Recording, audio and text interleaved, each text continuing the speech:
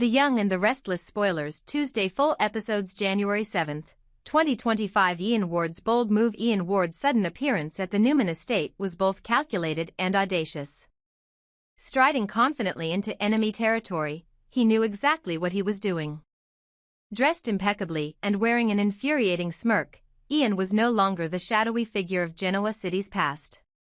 He had rebranded himself as a model citizen, untouchable by law, at least for now.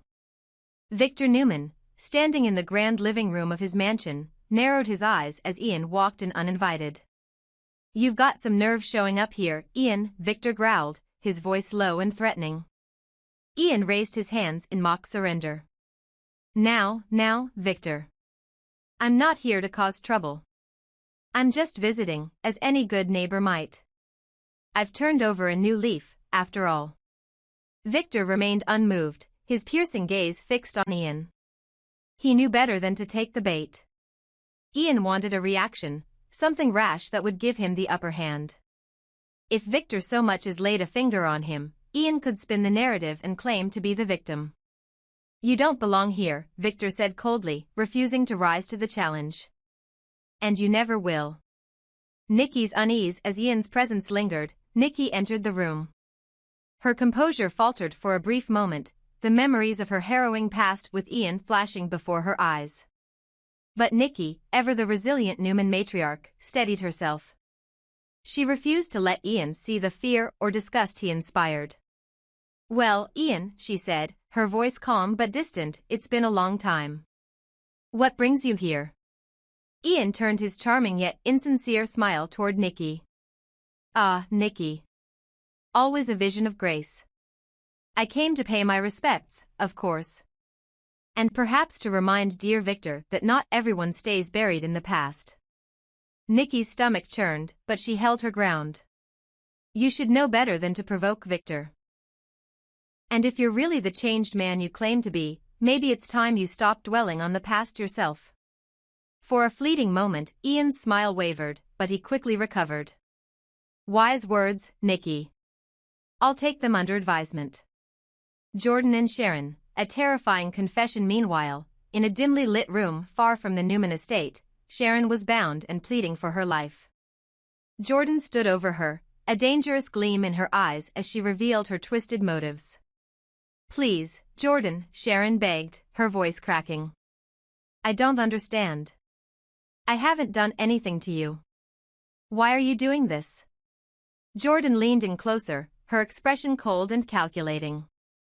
"Because, Sharon, you're part of the plan. You always have been." Sharon's heart pounded. "What plan?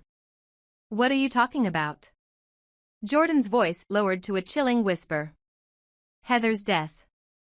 She didn't deserve it. And now, someone has to pay."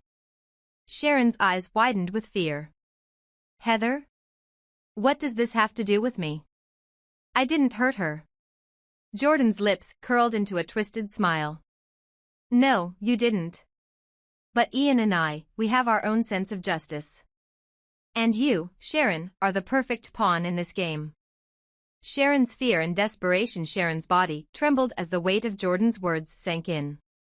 This wasn't just about her, it was about revenge, about Jordan and Ian's warped sense of justice for Heather. But Sharon knew there was no justice in their actions, only cruelty and madness. "Please," Sharon said softly, tears streaming down her face. "Heather wouldn't want this. Whatever happened, killing me won't bring her back." Jordan's face hardened. "You think you know Heather? You don't. She was more than just a victim, she was my hope. And now she's gone, thanks to the people who've made this world so corrupt." Sharon shook her head. "Heather wouldn't want you to do this. If you really cared about her, you'd stop this madness." For a moment, Jordan's resolve seemed to waver, but her determination quickly returned. "You don't get to decide what Heather would want," she snapped. "And you don't get to tell me what to do. You're part of this, Sharon. Whether you like it or not." Victor's calculated calm back at the Newman estate, Victor continued to watch Ian with quiet intensity. Ian's attempt to provoke him had failed, but Victor knew this wouldn't be the last time Ian tried to disrupt their lives. As Ian turned to leave, he paused at the door. "You know, Victor, I do enjoy our little chats. Perhaps next time we can reminisce about old times. Until then, take care of Nikki. She seems fragile." Victor's fists clenched, but he remained still. "Get out," he said through gritted teeth. As the door closed behind Ian, Victor turned to Nikki, his face softening. "Are you all right?" Nikki nodded, though her eyes betrayed her unease.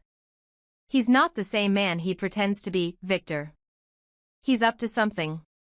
Victor placed a reassuring hand on her shoulder. "I know, my darling. And I'll make sure he doesn't succeed." A battle brewing as Ian Ward left the Newman estate, his mind buzzed with plans and schemes. He knew he had rattled Victor and Nikki, even if they wouldn't admit it. But his real focus was elsewhere, with Jordan and their shared vendetta. Sharon, trapped in Jordan's clutches, prayed silently for rescue. She clung to hope, believing that someone, Nick, Victor, or even Phyllis, would find her before it was too late. And Jordan, emboldened by her own sense of righteousness, prepared to carry out her dark plans. But in her arrogance, she underestimated the resilience of her victims and the determination of the Newman family. Genoa City was on the brink of yet another explosive confrontation, one that would test alliances, expose secrets, and redefine the boundaries of justice and revenge. Sally's hesitation.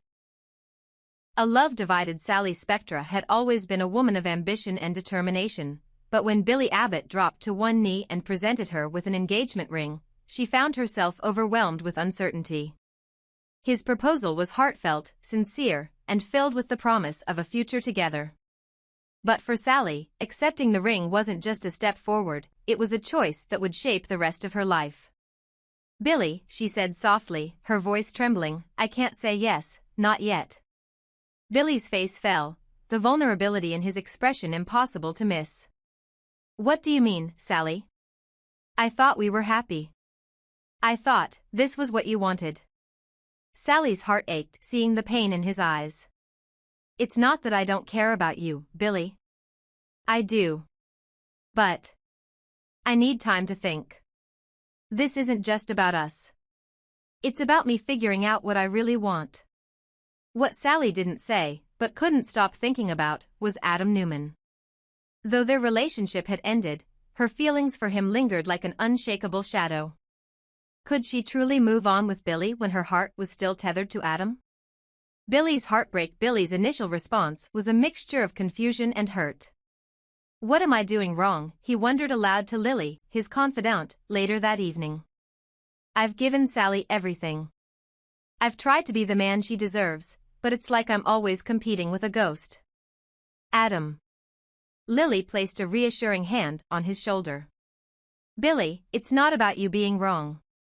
Sometimes people need time to figure out their hearts. Maybe Sally's just scared. You need to let her come to her decision on her own." But Billy wasn't so sure.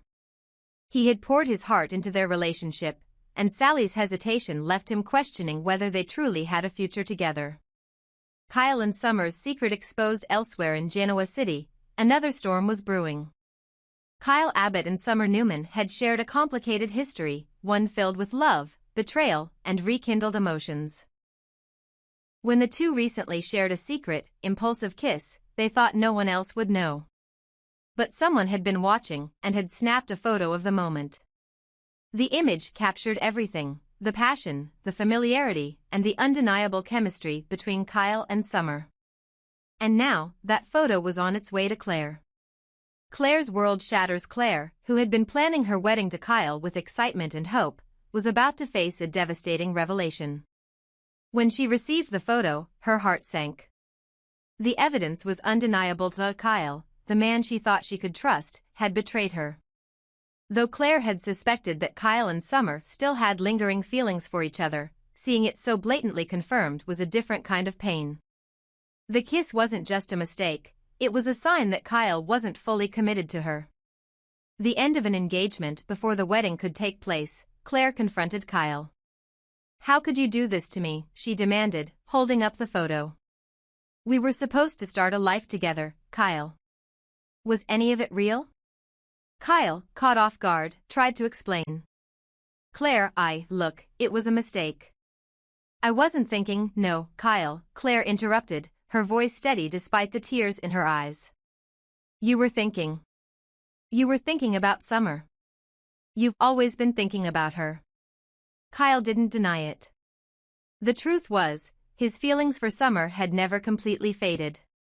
And now, standing in front of Claire, he realized he couldn't keep pretending otherwise. I'm sorry, he said softly. You deserve someone who can give you their whole heart. I don't think I can be that person. The breakup was painful but inevitable. Claire walked away with her dignity intact, vowing to focus on herself and leave the past behind. Sally's decision looms as Claire and Kyle's relationship fell apart. Sally continued to wrestle with her feelings. She knew she cared about Billy, but was it enough? Her lingering love for Adam complicated everything, leaving her stuck between the life she had and the life she might still want. For Billy, the waiting was unbearable. He wanted to believe that Sally would choose him, but the uncertainty gnawed at him. How long can I keep holding on, he asked himself. The ripple effects, the fallout from these intertwined relationships sent shockwaves through Genoa City. Claire's heartbreak, Kyle's unresolved feelings for Summer, Sally's hesitation, and Billy's vulnerability created a web of emotional tension that no one could escape. But amidst the chaos, one thing was certain: every decision, every action, and every moment of hesitation would shape the future of these characters in ways none of them could predict.